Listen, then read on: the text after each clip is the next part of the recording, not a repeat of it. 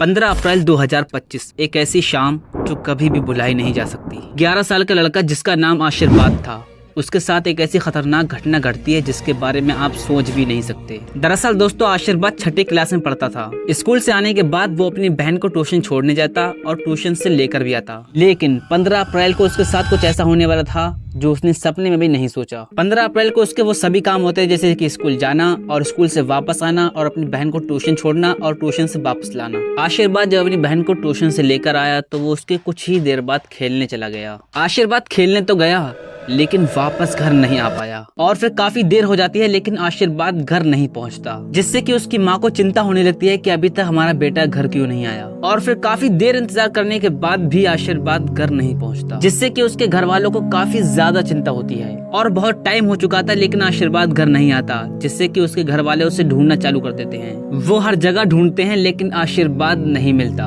और ये मामला पुलिस के हाथ में आने के बाद वो जांच पड़ताल शुरू कर देती है। पुलिस भी पूरा गांव देख लेती है लेकिन आशीर्वाद का पता नहीं चलता। पुलिस हर एक घर में जाकर पूछती है लेकिन फिर भी आशीर्वाद का कोई पता नहीं लगता। पुलिस इन सभी से पूछती है तो इन सभी की एक्टिविटी ठीक थी, लेकिन आशीर्वाद के चाचा की एक्टिविटी ठीक नहीं थी क्योंकि वो थोड़े डरे डरे से लग रहे थे। जिसके बाद पुलिस उसके चाचा से पूछती है, क्या तुमने अपने भतीजे को देखा? तो साफ इनकार कर देते हैं कि हमने नहीं देखा, हम खुद उसे ढूंढ रहे हैं। पुलिस थोड़ा शक्ति से पूछती है लेकिन फिर भी वो अपनी जिद पर अड़े रहे। लेकिन पुलिस का शक जो था वो उन पर से हट ही नहीं रहा था, इसीलिए वो आशीर्वाद के चाचा को निगरानी में रखते हैं। फिर बाद में पुलिस को आशीर्वाद के चाचा टांगी चांदपुर इलाके की तरफ जाते हुए देखते हैं। पुलिस को आशीर्वाद के चाचा का चाल ढाल और उनका डरा हुआ चेहरा और भी कई सारी एक्टिविटी, ये सभी कुछ ठीक नहीं लग रहा था और इन सभी चीजों को देखते हुए उनका शक और बढ़ जाता है और आशीर्वाद के चाचा को गिरफ्तार कर लेती है। इसके बाद पुलिस फिर से उनसे पूछती है, क्या तुमने अपने भतीजे को देखा? और उनके मना करने पर पुलिस शक्ति के साथ पूछती है और काफी सख्त कार्रवाई करती है और फिर सोमनाथ साहू अपना सारा सच उगल देते हैं। जिसके बाद आशीर्वाद के चाचा बताते हैं कि जब वो 15 अप्रैल को अपनी बहन को ट्यूशन से लेकर आया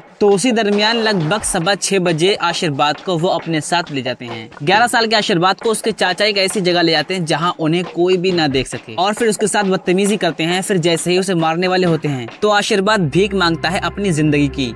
वो हाथ जोड़ जोड़ कर कहता है कि चाचा मुझे छोड़ दो, लेकिन भतीजे की एक ना सुनते हुए वो अपने भतीजे को मौत के घाट उतार देते हैं और साथ ही उसके प्राइवेट पार्ट को भी काट देते हैं। बिलीव नहीं होता कि कोई चाचा अपने भतीजे के साथ इतना खतरनाक भी कर सकता है। जिसके बाद 11 साल के आशीर्वाद को ठिकाने लगाने के लिए वो सेप्टिक टैंक में फेंक कर उसे बंद कर देते हैं और ये सब सच सामने आने के बाद सोमनाथ साहू को गिरफ्तार कर लिया जाता है। फिर तुरंत आशीर्वाद को टैंक से बाहर निकाला जाता है।